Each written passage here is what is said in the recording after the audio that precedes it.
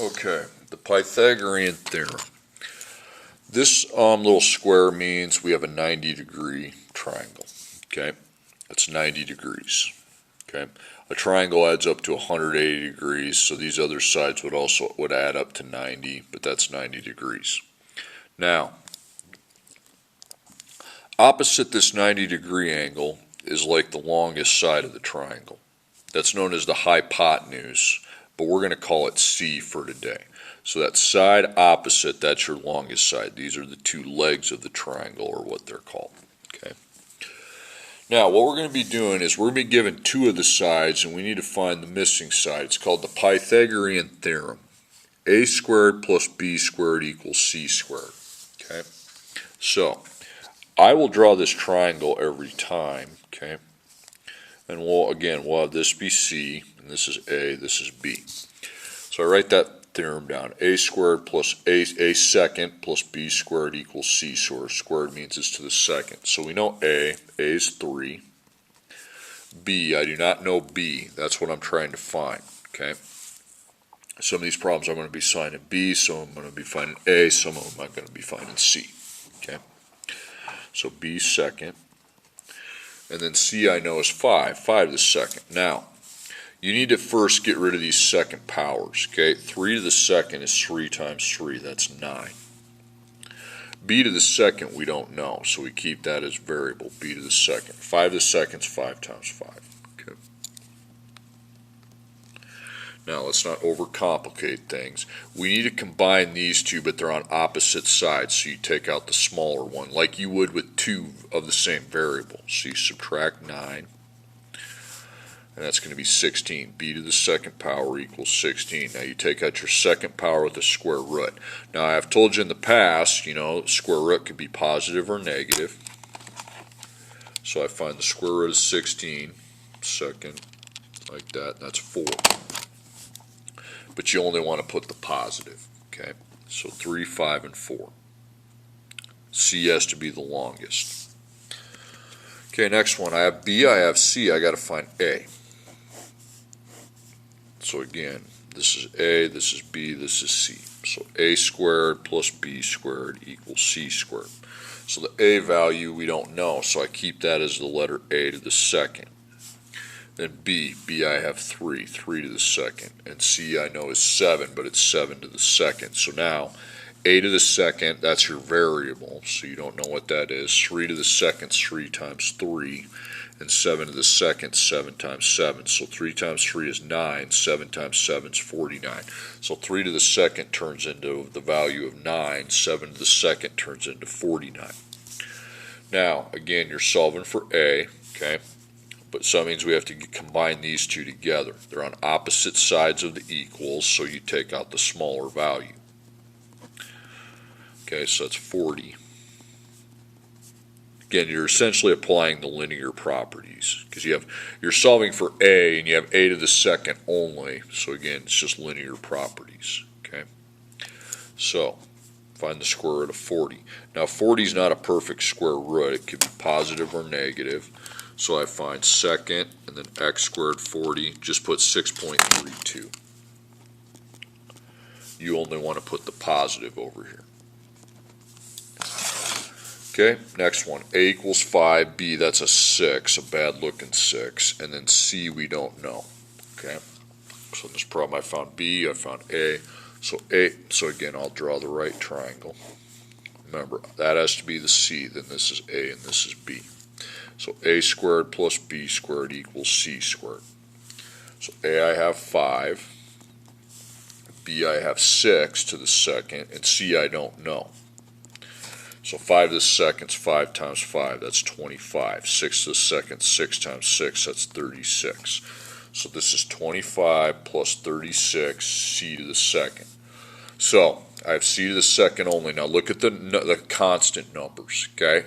You need to combine those, and they're on the same side now. Okay, they're on the same side of the equals. See, when they're on opposite sides, we take out the smaller one. But when they're on the same side, we need to add those right there with the V. So 61 equals C to the second. Now you take out your second power and find the square root of 61. Could be positive or negative. So the square root of 61 is 7.81. Be positive though. Remember, C is the longest side. Okay, next one. B equals 5, C equals 10. That must mean I have to figure out A. So that has to be C. It doesn't really matter what side you label A and B. They're both the legs. It doesn't matter, but this is your C. So A second plus B second equals C second. So A is the one we don't know, so I keep that as a variable. B is 5, 5 to the second. C is 10, 10 to the second. So 5 times 5, and then 10 times 10. Okay, so that's 25, and that's 100. So replace your 5 to the second with 25, and then 10 to the second with 100. Okay, now it's linear properties. Okay, here's the equals. These are on opposite sides, so you take out the smaller value. So that's 75. A second equals 75. Then I find the square root of 75. That will tell me what number times itself is 75. So I do square root 75, and I get 8.66. Just put the positive though. Okay, now it's possible for A and B to be equal, but C wouldn't be the same thing. Okay, remember C's always got to be longer than A and B. So there's your C, A, B.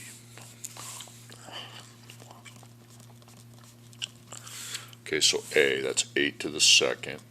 B, that's 8 to the second. And C, we don't know.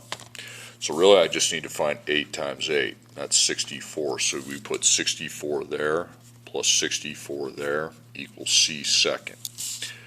Now, C seconds by itself, these two numbers are the ones we have to combine, and they're on the same side, so we just V those. Okay, we don't take out the smaller one or anything. 64 plus 64 is 128. Then find the square root of 128. Positive or negative. The square root of 128 is 11.31. There's your C. C should be higher. That's called an isosceles triangle when two of the sides are equal. Okay, A equals 8, B equals 12. I got to find C again. Okay, so A to the second plus B to the second equals C to the second. So A, okay, A is 8, B is 12. C we don't know, that'll be C to the second, then 8 to the second, that's 8 times 8, 12 to the second, 12 times 12. So we're at 64 and 144. So this turns into 64, this turns into 144. So we know where our variable's at. Now the numbers that have turned out of the variable into the actual values, they're on the same side, so we just add those. Okay. So 64, because you see, you're applying linear properties, but on the C side, you only have the second power. Well, you want to square root, but you got to add these to know what you're square rooting. So 64 plus 144 is 208. Now I find the square root of 208. So C could be positive or negative. So the square root of 208 is 14.42.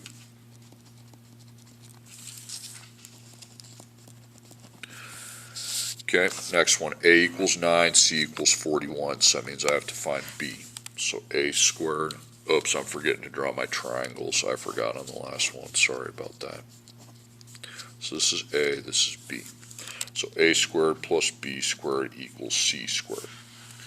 So my A I know is 9, 9 to the second, and B I don't know, B to the second, and then C is 41, 41 to the second. Okay, so obviously 9 to the second would be 9 times 9, that's 81, so this becomes 81. The B has to stay B to the second because we don't know that value. 41 to the second, that's 41 times 41. Okay, I got 1,681. Okay. Now you're solving for b, okay? So, you have to get rid of the 81. These two, we want to put those together. They're on opposite sides. You take out the smaller one. And b to the second, 1,681 minus 81 is going to be 1,600. Then square root, so it could be positive or negative. And the square root of 1,600 is 40. Okay, so b has a value of 40.